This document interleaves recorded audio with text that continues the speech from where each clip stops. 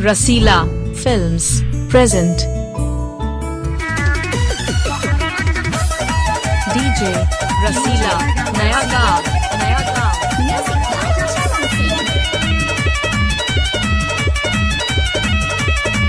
सबरतिया पड़ल तोहरा पीछे आखे गड़ल बढ़िया के नीचे डीजे रसीला नया गाँव के बहाने हाथे धोके उतारल नीचे खाली उठे पे चिकावतिया रे कमर लचकावतिया रे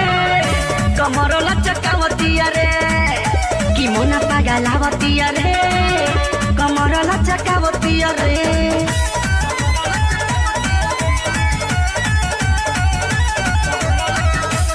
डीजे रसीला नया गाँव डीजे रसीला नया गाँव अरे रोटी में आके पाजा में धोके कबस लाल गाले महल के नाचता ये कर दुनु जो बनवताए बाएं छलके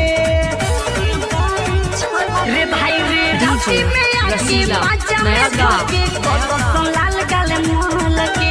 नाचता ये कर दुनु जो बनवताए बाएं छलके आँख मार के बोलावतिया रे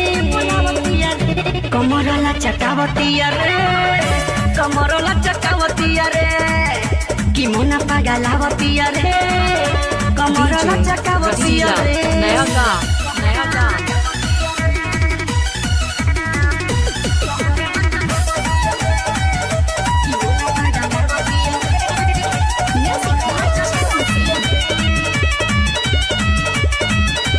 अरे सुना तो पुतर लागेलु सुपर लागता चौकी हिल जाई नया गाँव बिहारी तारक सवर जी तू जई पत खड़े लील जाई अरे सुना तो पुतर लागेलु सुपर लागता चौकी हिल जाई राजेश सोहनी कृष्ण बिहारी जई पत खड़े लील जाई जब लहंगा उठावतिया रे कमर लचकावतिया रे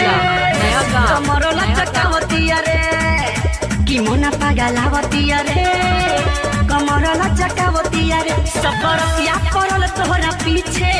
आखे गड़ल बढ़िया के नीचे सुना पनस देवे के बहाने हाथे धोके उतारल नीचे खाली उठे पे चिकावतिया रे कमर लचकावतिया रे